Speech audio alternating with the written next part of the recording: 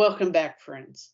So, yes, the Eucharist, the liturgy is the source and summit of the Christian life, and we have evidence by the witness of the martyrs. And of course, we know martyrs mean witness.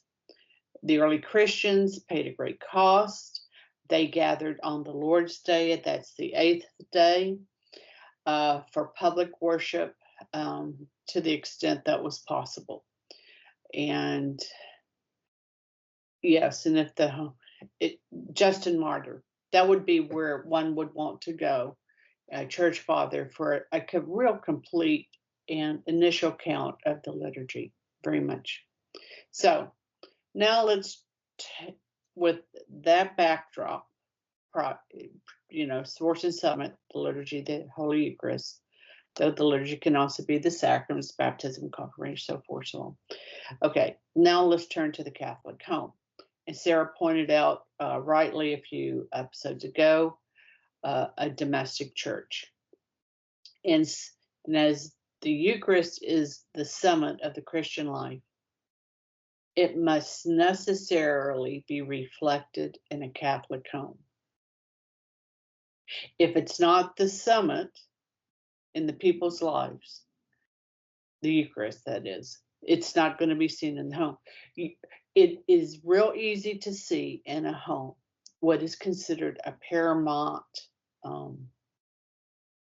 aspiration, a paramount modeling. It's real easy.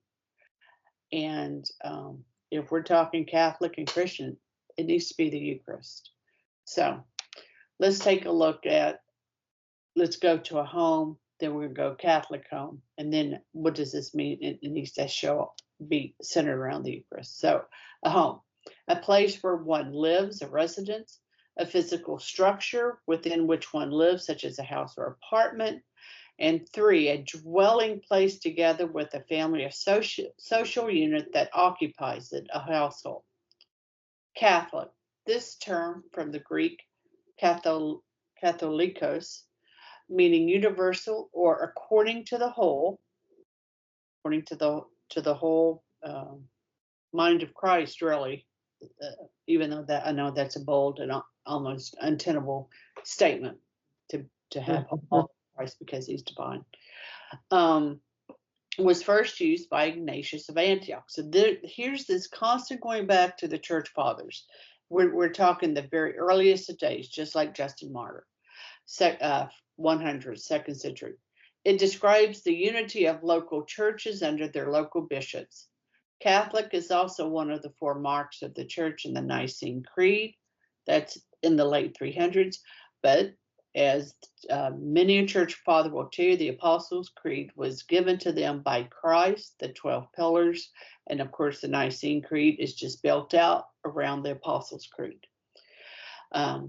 Catholics have become to be associated with a particular way of being Christian that emphasizes doctrines and practices of the early church and the celebration of the sacraments. So we have the Catechism, paragraph 750. Domestic church, just as the early Christians held their religious services in house churches, so too the Christian home was described by Vatican II as a domestic church where parents teach their children Christian virtues. They're teaching by living the gospel. So it's both words and deeds. They speak with their mouth. They teach particular doctrines, a particular way of understanding things, and now they're modeling it for their children. And that is a Catholic home on a daily basis. Excuse me. Go ahead. No, go ahead. I'll let you finish up that, and then I'll come back and chat. Okay. And we're doing the teaching and the living on a daily basis. It's just not a one-off. And that's why it becomes very obvious. What does the home live on a daily basis? And that would be paragraphs 1655 to 1658. Okay, thank you. Yeah, no, I was just going to say, because it goes along with what you just said, actually. You were talking about having not only I wish I could remember exactly the way that you said it, but that we have a body of knowledge and a practice, right? So there's these two things go together. And it's interesting because it's only within the structures of Christianity that people have a problem with defined practice, right? A praxis or a practicum of the way that the particular body of knowledge is to be put into practice, right? Nobody has a problem with a body of knowledge called surgery and then the right way to practice surgery, right? Nobody has a problem with a body of knowledge of dentistry and the right way to practice it, right? Many of us have probably, unfortunately, gone to people who possess allegedly the body of knowledge as a surgeon and do a very, very poor job in the practice. Or many of us may have gone to a dentist who claims to possess a body of knowledge and then has a very, very terrible practice of it, right? So it's appropriate then for any group or organization or structure that is given control of a particular body of knowledge to have a right way of putting that body of knowledge into practice.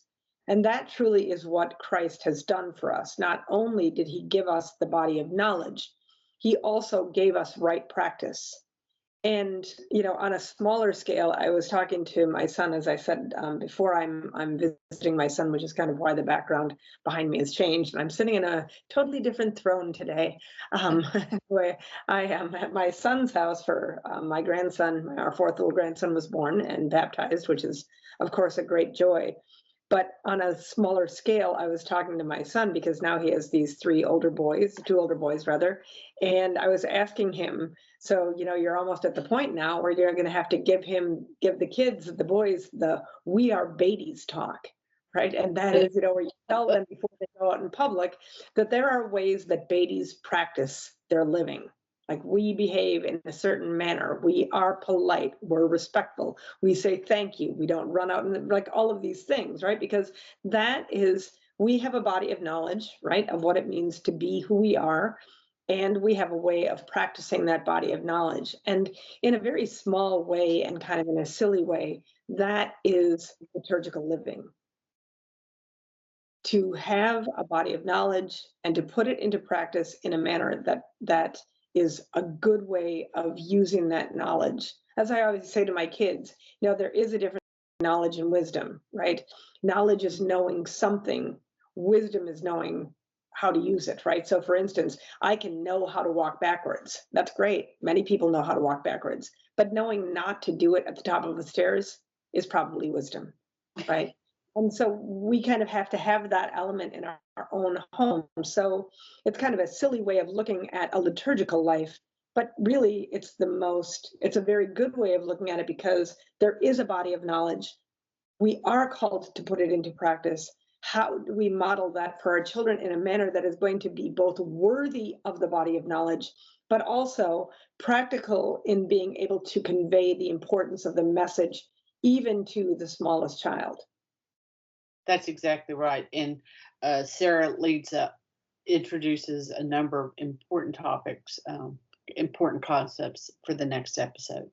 Till then, my friend, P. Days at Rock Show.